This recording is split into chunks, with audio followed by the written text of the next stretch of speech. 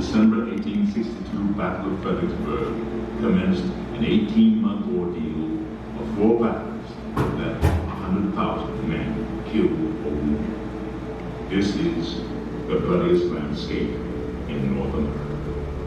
I'm going to show you, we're not going to talk to you about a lot of statistics and stats, so please don't tune out. So it's day 2 in Fredericksburg, Virginia, and we are right outside the town. If you look beyond these trees, over that way, maybe about a quarter of a mile, is the downtown that we showed you yesterday, the old historic town. And now we're on the battlefield, one of the battlefields that where they fought for this in the Civil War. And there's 2 movies if you're interested in the Civil War and to learn more.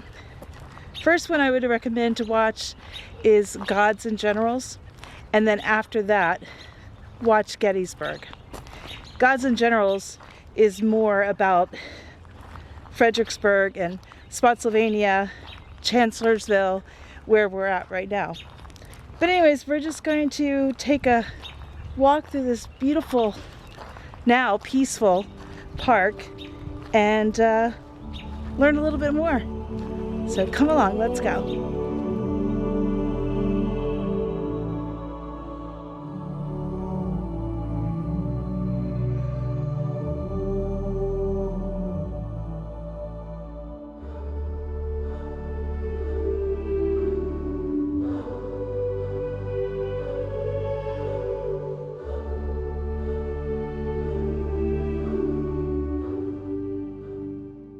You guys can see this.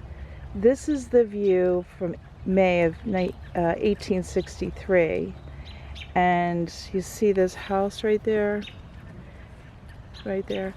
that house would have been, this is the view today, and that house right over there is where the visitor center, that's where that house would have been. But I love when they have pictures of before what it looked like, and then now you can see the today's time.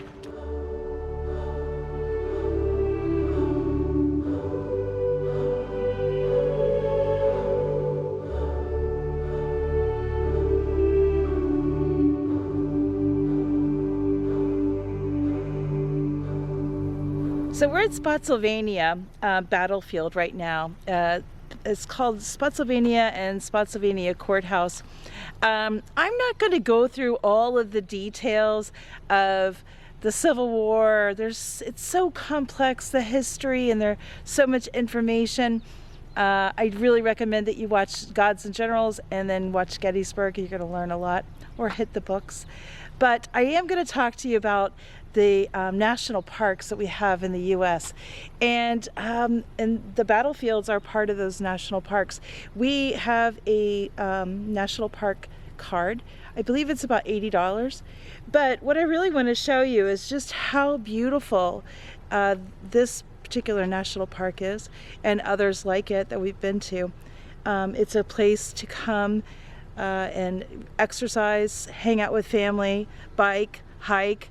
You can't camp here, but it's just a beautiful place to come, and what was once a horrible, battle is now a peaceful retreat, and somewhere that you can come and enjoy yourself and enjoy the outdoors. So that's what we're going to show you. We're not going to talk to you about a lot of statistics and stats, so please don't tune out. John's over there getting some more history, but anyways, that's what we're gonna do, so let's go.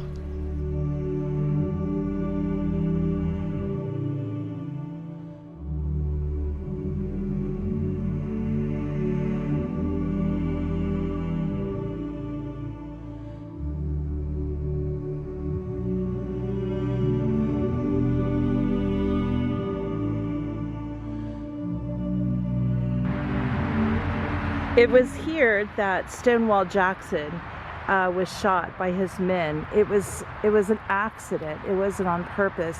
He was out around 9 p.m. at night, and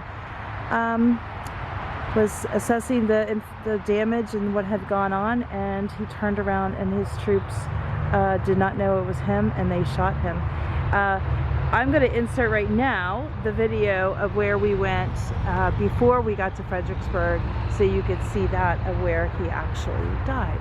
One of the worst battles in the Civil War was Chancellorsville, which is not far from here. And at this property that we're showing you here is where the Confederate General Stonewall Jackson actually died. He was wounded in the battle by his own men and lost his arm, and then they brought him here to recover. His wife came, and he died 8 days later of pneumonia. But this was the site, and wow, it's pretty cool to be here. He's buried in Lexington, Virginia, and we're gonna go there, and I'm gonna try to piece these together so you can see where he's buried, and this is where he died. It's a beautiful property. We can't go inside the house, but it's just very interesting. Part of our nation's history, and it's very curious too that one of the Union generals, Warren, he, even though they were on opposite sides, he actually grieved Stonewall Jackson's death as well, because he felt that he was a tremendous military man, and he also grieved his death, as many other people did. But it was different back then. There was a lot of respect on both sides. So anyways, we're going to continue and see what else we can find on this trip, this road trip. So let's go on to Fredericksburg.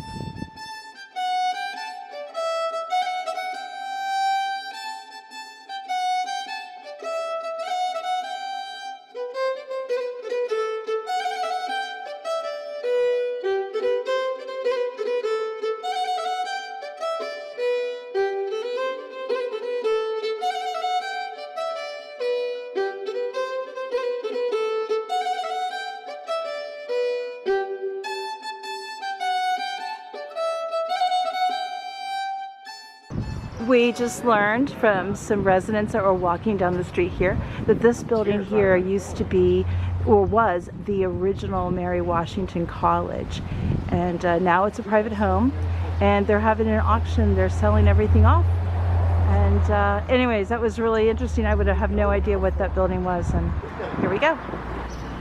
So we're standing outside here in historic Fredericksburg. We're standing outside the First Presbyterian Church. It's actually a marker over here dedicated to Clara Barton. Isn't that correct? Clara Barton. She established the American Red Cross. This is very interesting. So guys, I'm Kara. I'm John. And we're the Retired Travelers. I hope that you guys have enjoyed this quick trip through historic Fredericksburg. We've had a great time. We hope that you'll subscribe, hit the thumbs up, and we appreciate all these new subscribers that we've gotten lately, and thanks for joining us on this road trip. We are heading to Washington, D.C. Washington, D.C. It's been a while. It has, and we're so excited to bring you guys there. But again, thank you so much for watching, and leave us a comment and say hello. We'd love to chat with you. So anyways, have a great day, guys, and we will see you next in Washington. Let's go. Let's go.